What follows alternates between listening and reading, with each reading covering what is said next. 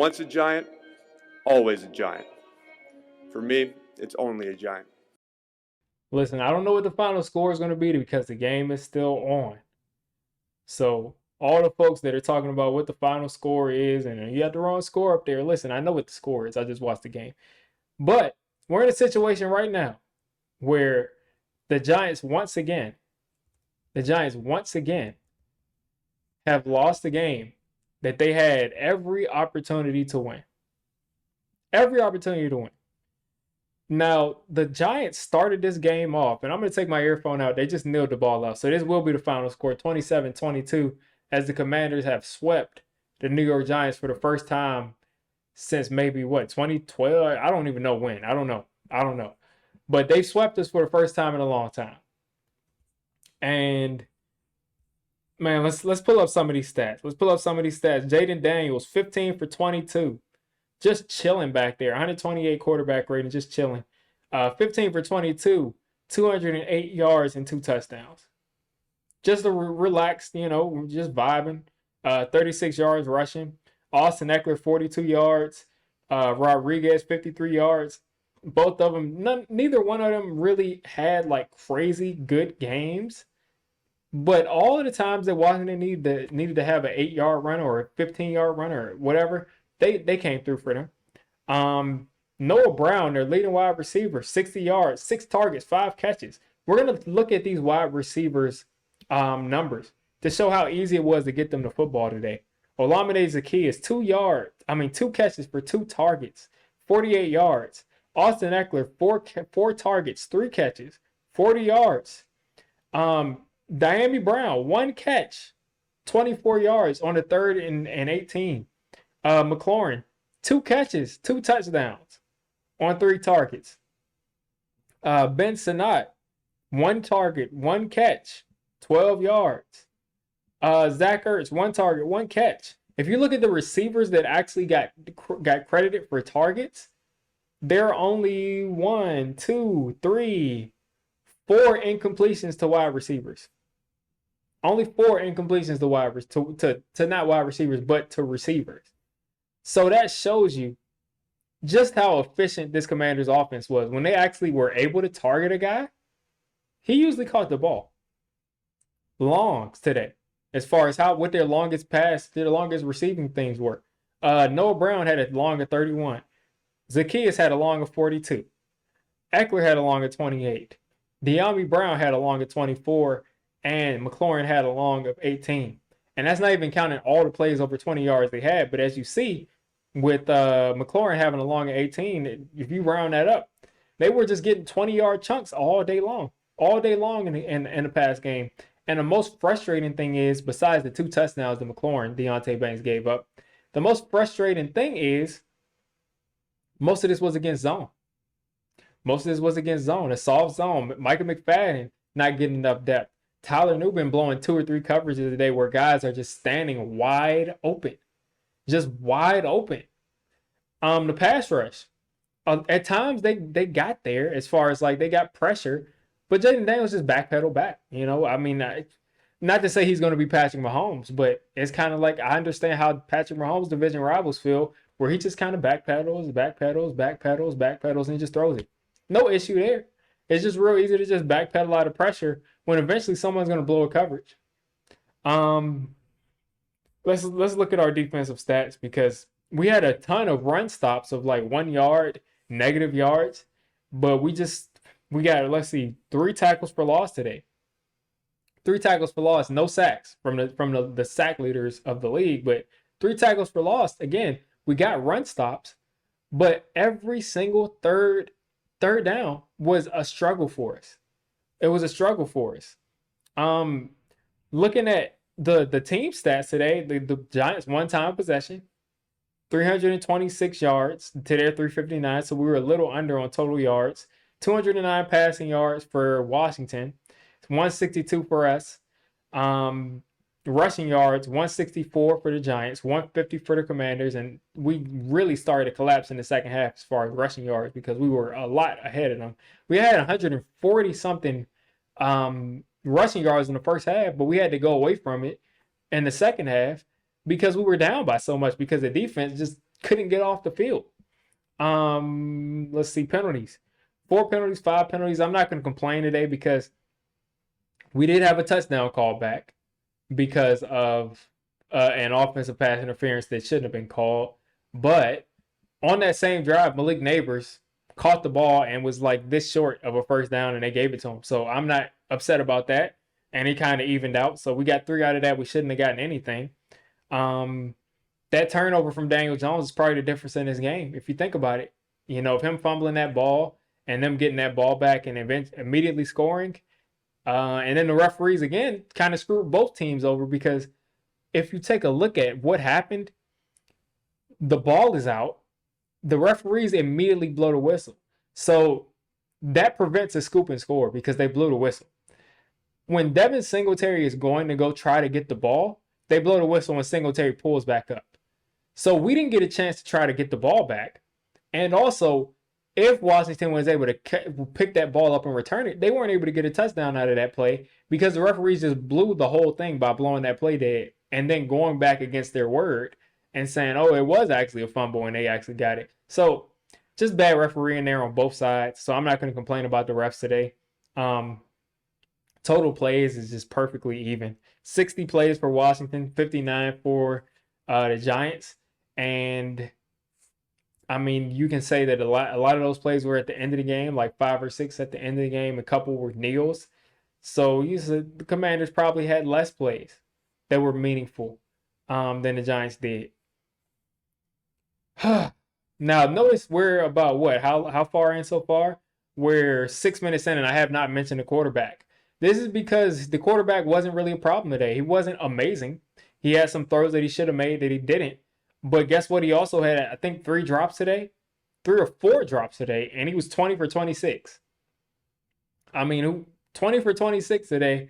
Ended up having 174 yards total. He had 0 at the half, so I mean that shows you something. He had a nice second half, and he was running the ball well in the first half, so he followed the game plan. Again, this is not an endorsement of Daniel Jones. I still think we should move on, but he was not the problem today. 20 for 26, 174, 2 touchdowns, did his job in the running game in the first half. Got sacked twice, had a left tackle he couldn't trust. I couldn't trust Chris Hubbard to block. I couldn't trust him to click the button and block somebody on Facebook. Not that anybody knows how to work Facebook anymore anyway. But Tyrone Tracy did his thing. Not a huge game, but first half carried the team, 66 yards. Daniel Jones, again, running the ball, 54 yards. So he had over 200 yards of total offense. Singletary was 4.7 a carry. Had a couple really nice runs, and then Slay had a nice run too. Neighbors was their leading receiver at 59 yards. I thought he should have had some more, but he had a drop. Or no, I think he didn't. He had a drop. Yeah, he did. That would have been about 5 or 6 yards more. 11 targets, 9 catches. He's still well on pace for 1,000 yards if he keeps having 40, 50-yard games. The 100-plus yard games are going to come back soon. Theo Johnson had 2 big drops. 2 drops that were placed right in his hands, and he just could not come down with it. He would have been our leading receiver. He'd have had about 85, 90 yards today and a touchdown instead of 51 yards and a touchdown. But you live and you learn. He's a rookie.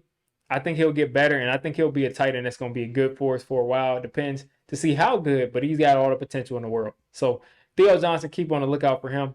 Slay got a concussion today, it looked like, and it made sense because when I was looking at things, Darius Slayton recovered that fumble that he forced. You know, it ended up being down, but he forced a fumble, and he picked up the ball, and he just started looking around. So he probably was confused of like, where am I?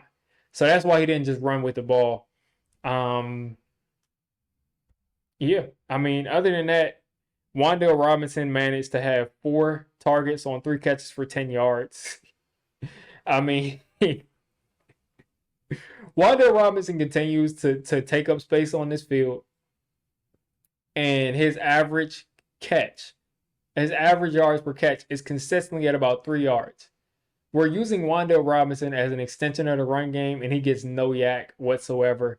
He's always 2 yards away from the line of scrimmage. We're not using him correctly. And anytime the ball is above this guy's head, he just does not know what to do. He just cannot jump for it. He can't catch it. Like he's 5'8" or 5'7", and he's too tiny of a target out there. Like he honestly is too small of a target out there, and I'm just starting to realize it more and more every week. As far as defense goes, Mike McFadden had 11 total tackles. Okereke had 9. These guys are empty calories. These guys are empty calories. They were out of place in coverage. They missed a bunch of tackles.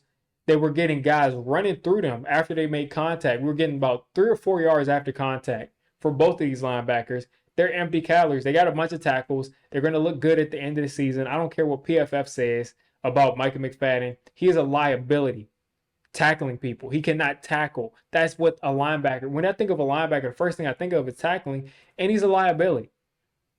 So it looks like we may need 2 new linebackers next year, even though this looked like a strength coming into the season. Dex had 6 total tackles. He was getting pressure all day, but if your guys have to keep contained on the edge and there's not really a ferocious rush off the edge, it doesn't matter if you're pushing the pocket. He just can backpedal. Cordell Flott, solid game. Bad penalty today that ended up getting them points, but solid game from Cordell Flott, him coming back. Adoree Jackson had a nice couple plays. But, if I had to summarize this game, I would just say, listen, Commanders came out. We could not stop them on there. We could not stop their offense at all. We couldn't stop their offense the last time. We couldn't stop it this time. The calls were about even both ways. And, we just couldn't stop their offense. Couldn't get off the field. 3rd down, 4th down. It just didn't work out for us. And our offense, while they played well enough to win the game, Dable calling that 2-point conversion was ridiculous the first time, and then he had to do it the second time, and I think that just killed the momentum both times. So yeah, that was annoying, but the offense I think was solid. It was some nice play designs at times from Dable, but the defense just played, they would have, if our offense had been scoring quickly, this defense would not have been able to stop the Commanders from putting up like 35, 40 points. So, this game just shows, that Jayden Daniels is on a completely different level than what we have. And he's just so calm back there. He's so relaxed. I wanted Jayden Daniels on the Giants in the worst way once I realized we weren't going to be able to get Caleb. He's my college LSU quarterback. Malik Neighbors and him were going back and forth. I mean, we might need to tighten that up, Malik. I mean, Malik Neighbors might need to tighten that up of, trying to have trash talk with Jayden Daniels on the sideline while his team is like, trying to get strategy in for the next play. He also reversed field after he was trash talking with Jayden Daniels, where he was trying to do some hero ball stuff. It's like, man, like, I know that's your best friend. That's great. And at the end of the day, we'll all laugh at it looking back, and they'll laugh at it. But I need you a little bit more locked in against JD. I need you a little bit more locked in. So, listen. I mean, the Giants defense has got to play much better than they did today. They didn't get any sacks today. I think this is the first time all year they didn't. So that sack record is not record, because I don't think we would have broken any record, but I think that sack leadership right now is in jeopardy, because I think someone's 4 sacks behind us. If they get 5 sacks, they'll pass us. But it is what it is. We got to play better on defense. Offense played well enough to win, not heroic football, not superstar football, but they played well enough to win. DJ essentially did what was asked of him coaching-wise, besides that fumble. He had 3 or 4 drops. So, yeah, I mean, it is what it is, folks.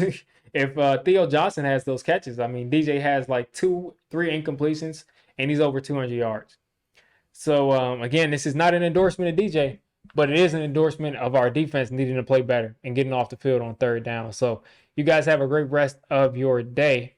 I'm going to get out of here, and we'll be back next week in Germany to see if the Giants can go out and beat the Panthers. See if we can have a fun win this year, or if they have I'll be so annoyed if they have a squeaky win where they so often just squeak by and win the game, and then it doesn't help us draft-wise either. So we're well on our way. I think we're 2-7 now. Seven losses, man. I think we're 2-7 now.